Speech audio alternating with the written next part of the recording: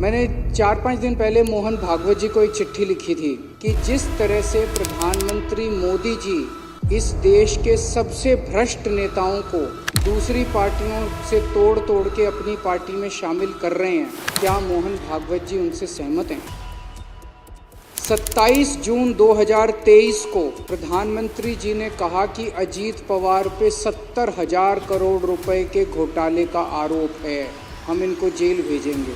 और 5 दिन के बाद 2 जुलाई को उनको अपनी सरकार में शामिल करके उनको उप मुख्यमंत्री बना दिया। हेमंत बिश्व शर्मा बहुत बड़ा भ्रष्टाचारी है। 22 जुलाई 2015 को और 1 महीने के बाद 23 अगस्त 2015 को उसको अपनी पार्टी में शामिल कर लेते हैं। प्रफुल्ल पटेल एनसीपी के नेता थे, सीबीआई का केस था, ईडी का केस था, दोनों केस बंद करवा दिए मोदी जी ने, अपनी पार्टी में शामिल कर लिया प्रधानमंत्री जी ने। प्रताप सरनायक शिवसेना का नेता था, इस पे ईडी का केस था, ईओडब्ल्यू का केस था, दोनों केस बंद करवा दिए मोदी जी ने, बीजेपी में शामिल कर लिया। हसन मुशर्रफ एनसीपी का नेता था, ईडी का केस था, ठंडे बस्ते में डाल दिया, मोदी जी ने इसको अपनी पार्टी में शामिल कर लिया। भावना गवाली शिवसेना की नेता थी, ईडी का केस था इस पे। यामिनी और यशवंत यादव शिवसेना के नेता थे, ईडी का केस था, इनका केस ठंडे बस्ते में डाल दिया। सीएम रमेश, रविंदर सिंह, संजय सेठ, शुभेंदु अधिकारी, के गीता, शोभन चैटर्जी, छगन भुजबल, कृपा शंकर सिंह, दिगंबर कामत, अशोक चौहान, नवीन जिंदल, तपस रे, अर्चना पाटिल, गीता कोड़े, बाबा सिद्दीकी, ज्योति मिंडा, सुजाना चौधरी।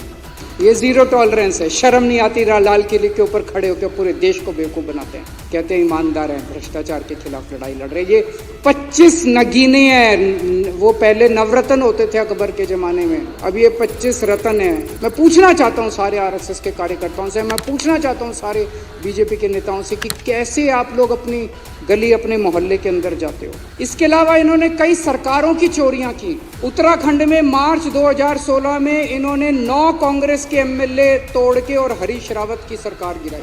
2016 में अरुणाचल प्रदेश में 33 पीपीए के 43 में से 33 एमएलए तोड़ के वहां पे सरकार गिरा दी। गोवा में जुलाई 2019 में इनको बहुमत नहीं मिला मार्च 2017 के रिजल्ट्स में, नतीजन इन्होंने 12 कांग्रेस के एमएलए तोड़ के सरकार बना ली। कर्नाटक में 2019 में इनको बहुमत नहीं मिला, इन्होंने 17 कांग्रेस के और जेडीएस के एमएलए तोड़ के सरकार बना ली। मध्य प्रदेश में 2020 में इनको बहुमत नहीं मिला और इन्होंने 22 एमएलए तोड़ के, ये बहुत सारे केस हैं, 10 सरकारें तोड़ के इन्होंने सरकार बना ली। और आज इन्होंने एमसीडी के ऊपर गलत तरीके से कब्जा कर लिया, एमसीडी की चोरी कर लिया आज इन लोगों ने। कानून के अंदर दिल्ली नगर निगम के कानून में लिखा है कि जो सदन है, सदन की अध्यक्षता मेयर करेगी। एलजी ने कानून आज ऑर्डर पास कर दिया कि अब अध्यक्षता एडिशनल कमिश्नर करेगा। इन लोगों ने हर कॉलोनी में कुछ पेड एम्प्लॉयज़ रखे हैं, वो पेड एम्प्लॉयज़ घर घर जा रहे हैं, उनसे पूछ रहे हैं आप किस पार्टी को वोट देते हो जी, किस पार्टी के हो। अगर कोई गलती से कह दे आम आदमी पार्टी का हो तो उसका वोट कटवा देंगे। तो एक तो मैं दिल्ली की जनता को कहना चाहता हूँ कि रोज़ इलेक्शन कमीशन की वेबसाइट पे जाके अपना वोट चेक कर लेना कि वोट कटवा तो नहीं दिया किसी ने।